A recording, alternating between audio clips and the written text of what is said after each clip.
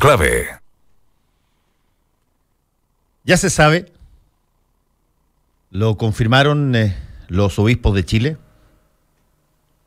Todos firmaron su carta de renuncia ante el Papa.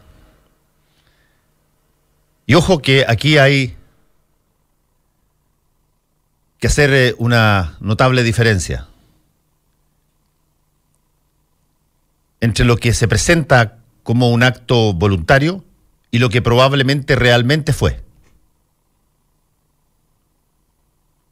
que es que el Papa le pidió la renuncia a todos sus obispos de la Iglesia de Chile. Una jerarquía como la chilena, que ha dado tantas muestras de pusilanimidad. No imagino, y lo creo, no imagino que haya tenido la visión de dejar de motu propio libre al Papa de presiones y someterles sus renuncias voluntariamente. No pasó así. Los lenguajes vaticanos a veces amortiguan los impactos de las cosas, y este probablemente es uno de esos. Creo al revés. Creo que debió haber resistencia, que debió haber personas que les tiritaban el lápiz para firmar la renuncia, que murmuraban entre dientes: ¿cómo puede ser que una cosa así esté pasando con nosotros, los príncipes de la Iglesia? Pero el Papa Francisco les pidió que renunciaran por escrito, y que si querían, en un gesto amable, informaran al mundo que ellos habían presentado voluntariamente sus renuncias, lo que yo creo que no fue así. Porque, repito, una jerarquía pusilánime no se convierte de la noche a la mañana en valiente y audaz. Ayer se conoció, por un golpe extraordinario de Canal 13, lo que fue el informe resumido que le entregaran los monseñores Scicluna y Bertomeu al Papa Francisco después de sus días de investigación en torno a lo ocurrido en la Iglesia chilena. Y hay en este informe una división bastante interesante entre el lenguaje eclesial, el lenguaje vaticano, el lenguaje bíblico que está en el texto, y las notas al pie de página, que es básicamente otro lenguaje, un lenguaje para informarle a las personas comunes y corrientes que probablemente no entienden o no han leído ni tienen presente todo el día los capítulos y versículos de la Biblia, qué fue lo que pasó. Y la combinación de ambas es de una potencia que impacta hasta la grosería. Entre las notas al pie de página hay dos que son prácticamente bombas de demolición, porque tienen vericuetos, además, tienen extensiones al mundo civil y al mundo legal. Una de ellas tiene que ver con cómo se presionó al interior de la Iglesia, según dice el Papa, de acuerdo al informe de Scicluna y Bertomeu, cómo se presionó al interior de la Iglesia a aquellos que debían llevar adelante la instrucción de los procesos penales dentro del marco del derecho canónico. Y agrega más adelante: otro delito,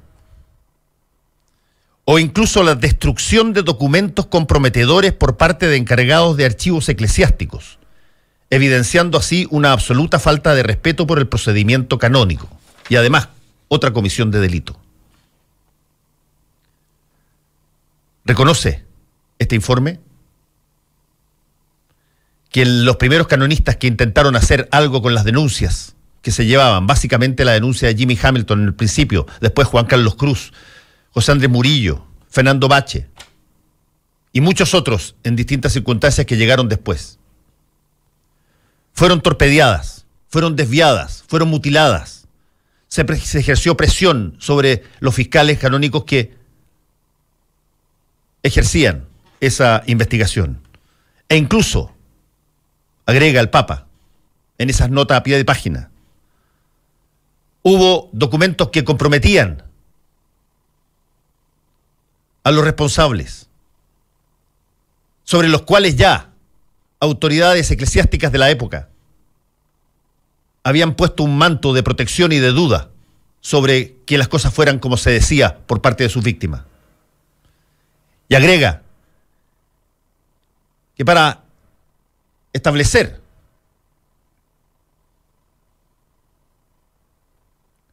una suerte de protección a esas personas que estaban apuntadas con el dedo por primera vez, se procedió a la destrucción de documentos comprometedores, cito, por parte de encargados de archivos eclesiásticos.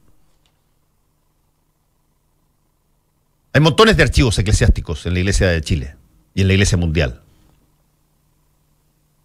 Hay uno en particular, que es el que está obligado a llevar todo obispo en su diócesis, donde se debe incluir cada cosa que ha sido alguna vez planteada como un problema contra sus sacerdotes o contra la misma diócesis.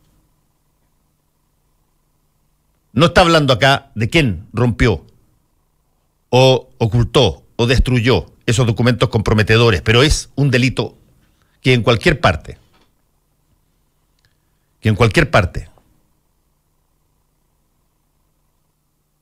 tiene un carácter de responsabilidad penal, sin duda. En las notas al pie de página, que ustedes pueden leer, en lenguaje directo, el Papa Francisco señala todo lo que se intentó hacer para ocultar, engañar, someter a subordinados dentro de las jerarquías de la Iglesia a una visión de que todo lo que se decía no era verdad. Pero llegó el momento del reckoning, como se dice en inglés. Llegó el momento de rendir cuentas. Y eso ocurrió porque no solamente las víctimas insistieron una y otra vez por años, sino que se agregaron más en distintas partes. Además se levantó el laicado en diversas diócesis.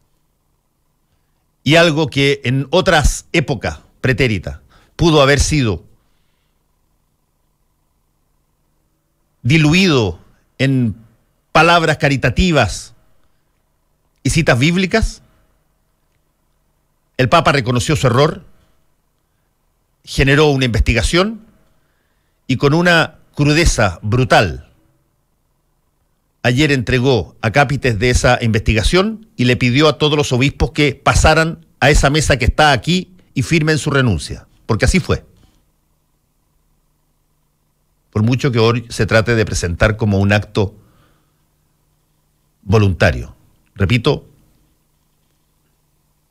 cuando uno ha ejercido la pusilanimidad demasiado, no se vuelve valiente de la noche a la mañana. Soy Fernando Paulsen y comienza Combinación Clave. Muchos hablan, otros critican, pero en realidad